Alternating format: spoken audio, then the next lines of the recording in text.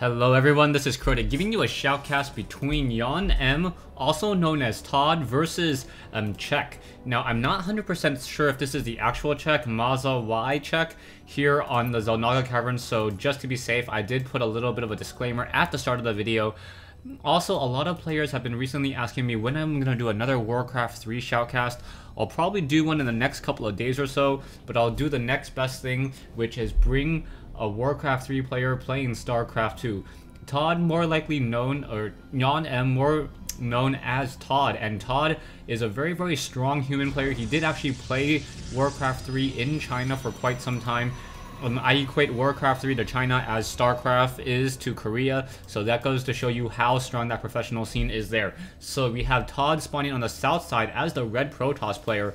Meanwhile, we have Czech spawning on the north side as the orange Protoss player. So this is going to be Protoss versus Protoss Mirror match here in the Xel'Naga Caverns. Both players pretty much opening up with the same exact build so far. I believe ToD is a little bit behind. No, actually he's a little bit ahead in terms of the whole entire game, as he's now already moving out with an early scout. Both sides also getting that early gateway down, and now both sides will be doing some early scouting.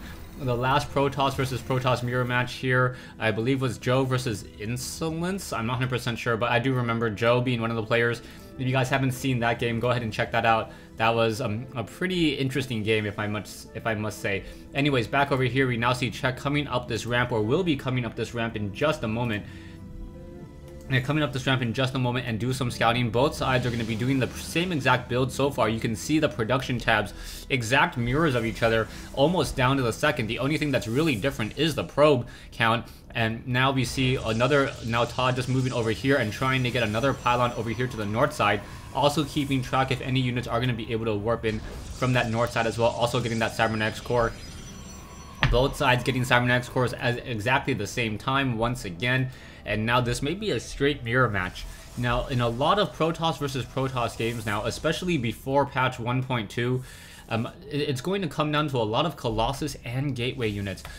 Until the Void Ray gets that additional 20% damage bonus against massive units, I do not think it's going to really come down to it. Oh, and very nicely done by ToD.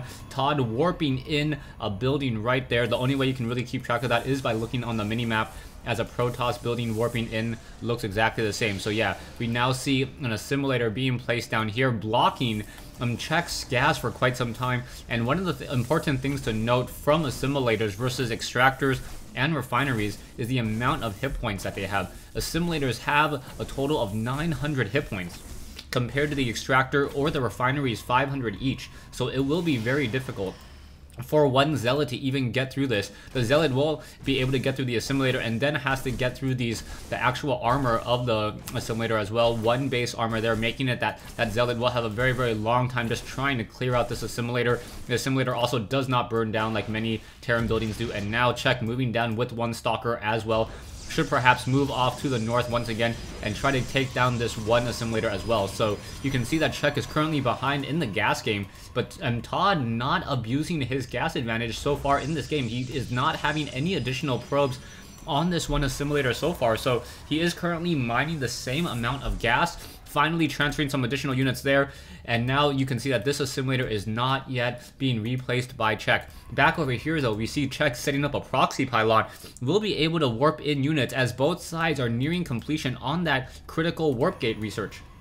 ToD perhaps just waiting for that warp gate research to complete, and now upgrading these gateways into warp gates already, taking 10 building time in order to be able to warp gate and upgrade the warp gate. We should see some additional units now being warped in as well. Yeah, some additional stalkers now being warped in, and I believe the probe did catch sight of this pylon, so he most likely knows what's happening. Stalkers up on that high ground, trying to take down this one pylon here. Zealot now trying to engage, and in comes a force field. Nicely done, and poor Zealot getting caught on the wrong side of the force field there. Down it goes. And now you can see that those stalkers are trying to finish off this one pylon here, warping a unit onto the high ground. So that unit on the high ground was giving sight, and now both sides fighting back and forth. That these stalkers now continuing to fight over here as the stalkers are now trying to engage. This one pylon was taken down, so more units now being warped in. Are we going to get another force field? No, not another force field just quite yet, as these stalkers need to finish down this one pylon here. Otherwise, he will have a little bit of a problem, as that pylon was built a little bit more to the south this time, making it more difficult for any units to try to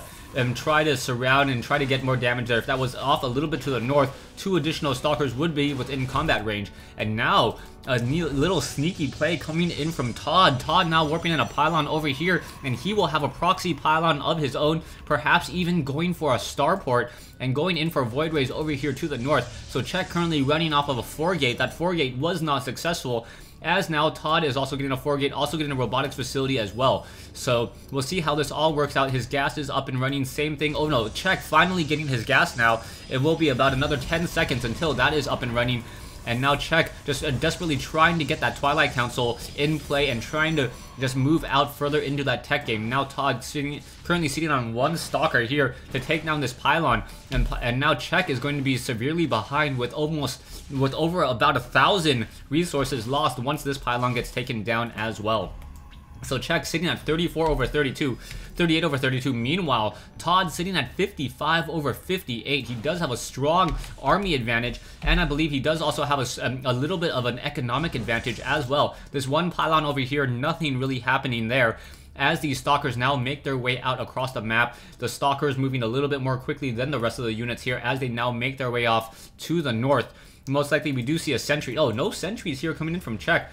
Just because he did not get that early assimilator, he does not have enough gas. He is trying to get Stalker Blink now, and he will be able to just have those stalkers constantly blink back and forth, trying to avoid and trying to micro those stalkers to get every ounce of damage out of those stalkers there. As now ToD currently getting not producing anything else, and now going into that robotics bay for those Colossus that I said earlier. Colossus very, very critical in the StarCraft 2 Protoss versus Protoss Mirror match, especially if Czech tries to get some force fields down on this ramp. Those Colossus will simply be able to walk through it, and then the stalkers will be able to flood in from behind.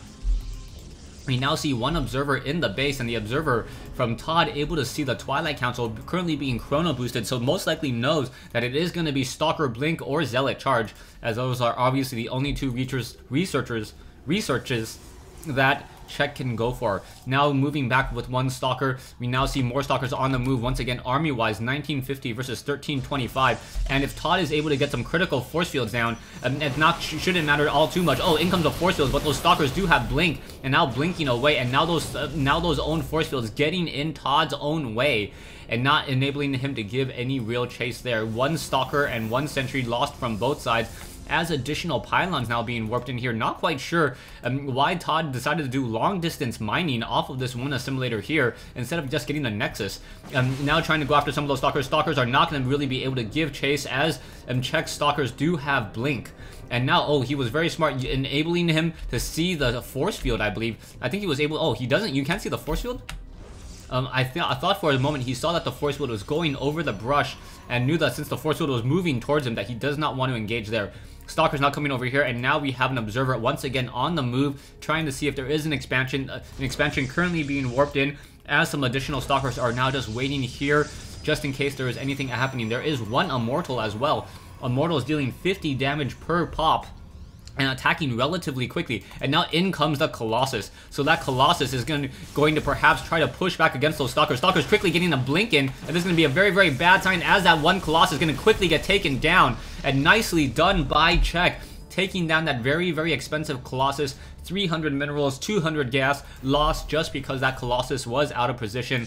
And now Czech has a little bit more breathing room, as he knows that ToD will not be able to get into critical mass of Colossus all too quickly. Currently sitting on 1 Colossus, trying to chrono boost the Colossus while being supply locked. ToD not realizing, or now trying to get some additional pylons as well, but that chrono boost will be a complete waste and a complete wash. 1 immortal, a couple stalkers, and zealots now on the low ground, and this really small group of stalkers here doing a great job of just containing ToD inside his base. Because of that stalker blink and the higher mobility, and these stalkers are just able to constantly just move around and keep this relatively larger army at bay and inside his base. But now we also see Czech going for a Dark Shrine. However, we do know that there are 1 or 2 observers throughout the map, so ToD should be able to deal with those Dark Templars fairly easily, unless they run straight into the base. And I do not believe there are that many observers coming in. No, only 1 observer, and he does need to be able to chrono boost some additional observers. Now Czech trying to come back in, trying to deal more damage once again, unable to get any real damage, going back and forth. Now almost able to pick off another Stalker. That Stalker down to 12 hit points. 1 more shot from those particle disruptors, and in comes a force field. However, blinking away, and in comes a fresh Colossus. That Colossus needs to get away. Now coming within the Guardian shield, and nicely done. So that Colossus does have the extended thermal lance range, and now a second Colossus currently being, I believe, no, not being chrono boosted any longer, as there are observers just still constantly wandering around the map. A new pylon being warped in here, as we also have a gateway being warped in here, so nicely done. And ToD will be able to block off any units trying to run along that backside. Perhaps even a photon cannon or some observer needs to be placed down here, as these units are now giving chase. 1 Colossus standing tall and able to just shoo back the rest of these Stalkers here. Those Stalkers afraid of the extended thermal lance range on those Colossus, as that extended +9 range is just so much. Dark Templars, however, now going to be running straight into the base here. The gateway was blocking their path, so unable to walk all too quickly, and those Dark Templars are going to be able to get a lot of kills, but in comes a fight here. So ToD fighting back and forth. Zealots trying to continue to deal more damage. Down goes the Colossus, Immortal, and now a new fresh Colossus coming in as well, dealing a lot of damage back and forth. However, the Dark Templars are now getting a lot of kills.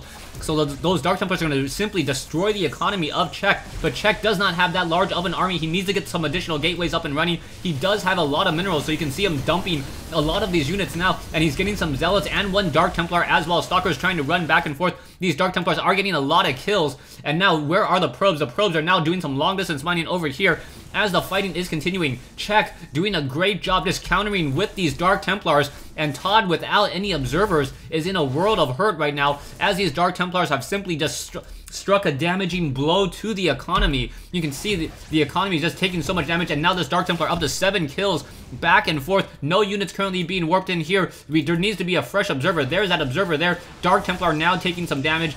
However, that Dark Templar trying to move away. Stalkers will be able to give chase once again, back and forth, and back this retreating army comes in order to fight back and take down that Dark Templar. And brilliantly played by Czech. So I'm not sure if this is a fake Czech or not, but this is still a really great game coming in here, as we are now running into a lot of gateways in just a moment. You're going to see perhaps a 12 gateway production with a Twilight Council and a Dark Shrine. And you can take a look at the amount of gas as well. Czech is going to have plenty and plenty and plenty of gas in order to warp in those Dark Templars. However, the Dark Templars are not going to be nearly as strong, as there are now observers being critically placed across the map as well. So more Colossus now being trained up. Army-wise, you can see that ToD still has a little bit of an advantage. Will Czech be able to get back into this game with his strong sheer tech and those Dark Templars doing a lot of damage? We also see the Nexuses having a lot of energy on them. He could be chrono boosting his warp gates and then trying to reduce the build time. I think another thing he could be doing is also trying to go for the Templar Archives, and then being able to just gas dump. He's currently sitting on 400 minerals and almost 900 gas at this stage in the game. And he is still going to continue to just train up a lot of Dark Templars in order to try to use up some of that gas, but many of those Zealots as well. And that's going to make it difficult. And now going into Archons. So Czech, foregoing any of the Templar Archives and then trying to merge High Templar, is instead going for Archons. And those Archons are going to be able to deal a lot of damage as well. 35 damage against those biological Zealots, but that is the only biological unit in this army. And that there is that slight splash damage. I guess he's trying to hide some of his units there. Zealots now coming over here. There could be additional Dark Templars as well, as those Colossi are now trying to push in, trying to deal more damage. Zealots with that Zealot charge, trying to just run head on into that build there. Not working out all too well, as that Warp Gate now taking a lot of damage. That Warp Gate already down to 0 shields and 487 hit points as this game continues. ToD now getting the level 2 weapons upgrade, currently probably chrono boosting that in order to wait for that to clear up, and then will be pushing out. Czech is going to be behind on his weapons upgrade. Perhaps he should be chrono boosting that as well. Does not chrono boost it, so we now see this army trying to engage. In comes a force field, nicely done. Zealots now trying to push out. Zealots getting stuck in this position, so those Stalkers are going to be able to deal a lot of damage relatively easily. And now ToD sitting with 3 Colossus will be able to simply attack, move into here. We do see one Dark Templar trying to run head on into that group, but there is one observer there, and things are not looking good. These Archons need to deal some damage army-wise. 5,000 versus 3,000 as both sides are trying to get into proper positioning. These Colossus are going to be able to deal a lot of damage relatively quickly. Down they go. In come those force fields. These are not massive Archons, so they're unable to break through this. And now ToD, I believe, is going to take this game simply with a strong combination of Colossus and a great use of force fields here in the Xel'Naga Caverns. ToD, however, not letting up just quite yet, and now getting an expansion here, but Czech says GG. So great game here in the Xel'Naga Caverns between ToD and Czech. I believe this actually may be the real Czechs, as that was just really well played by both sides. You can see Czech playing on a very, very heavy macro production. At one time had 12 gateways and almost got back into the game with those Dark Templar. However, just because ToD had one gateway here, it really reduced the amount of damage that Czech's Dark Templars could do, being forced to instead, and running straight into this line here, being forced to run around this location here, and that bought ToD very, very precious time in order to save some of his probes and get back into this game, economically speaking. Thanks for watching, thanks for listening. I hope you guys enjoyed this 1v1 replay between Czech and ToD here in the Xel'Naga Caverns.